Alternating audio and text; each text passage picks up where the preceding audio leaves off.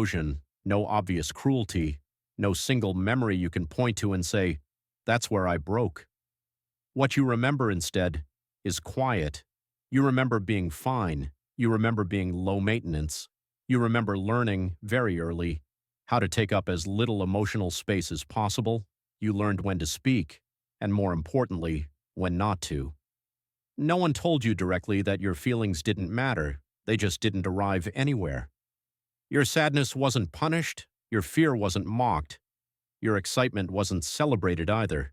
It simply floated out into the room, unanswered. So you adapted. You became observant. You became self-contained. You became easy. And slowly, without realizing it, you learned a devastating lesson. If I don't need much, I won't be disappointed. If I stay quiet, I won't be a problem. If I disappear emotionally, I will stay safe.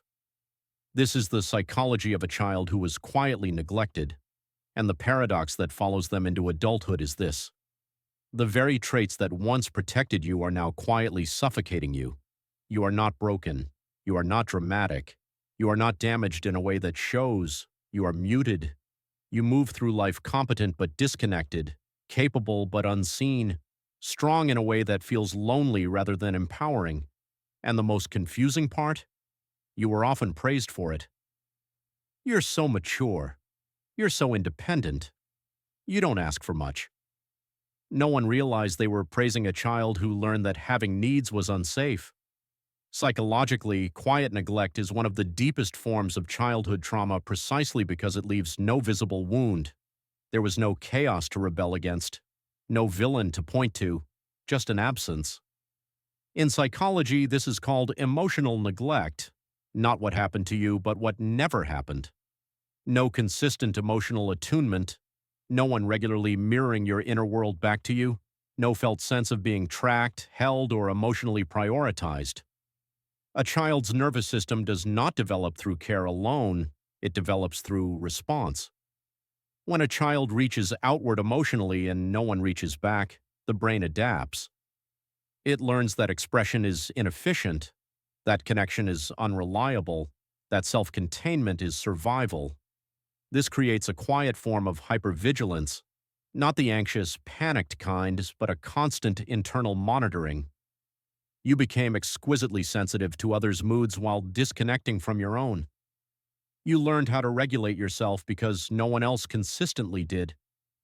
This is often paired with something called emotional parentification, where the child becomes their own caretaker long before they are ready. Not because they were asked to, but because no one else was consistently available. Neurologically, this rewires the brain. The default mode network, the system responsible for self-reflection, becomes overactive. You think constantly.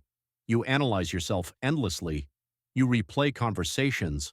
You monitor your tone, your impact, your presence. You didn't learn how to feel with someone. You learned how to manage yourself alone. Imagine a plant growing in low light. It doesn't die. It adapts. It grows thinner. It stretches quietly toward whatever warmth it can find. From the outside, it looks fine. Inside, it is overextending itself just to survive. That is what quiet neglect does. The emotional cost is not chaos. It is grief without a story. You grieve something you cannot fully name, a childhood that functioned, but never felt warm. Carl Jung once said that the greatest burden a child carries is the unlived life of their parents. But for the quietly neglected child, the burden is different. It is the unlived self. You sacrificed authenticity for safety. You traded expression for neutrality. You learned that being unseen was safer than being misunderstood, and over time that creates an invisible sorrow, not the grief of abandonment, but the grief of never having been fully met. Your core fear is not rejection, it is need. Need feels dangerous, need feels shameful, need feels like asking too much from a world that already taught you not to ask. So even joy becomes complicated. You hesitate before expressing excitement. You downplay your pain. You edit yourself instinctively. You don't feel entitled to emotional space. And slowly a belief forms beneath everything. I am tolerated, not needed. That belief follows you into adulthood. Quiet neglect doesn't disappear, it disguises itself as personality. You struggle to identify your needs not because you don't have them, but because you learned not to feel them. You attract emotionally unavailable people, not by accident, but by familiarity. Distance feels normal. You overfunction in relationships. You give before being asked. You disappear when you're hurting. You feel guilty for resting. Stillness makes you uneasy because usefulness became your emotional currency.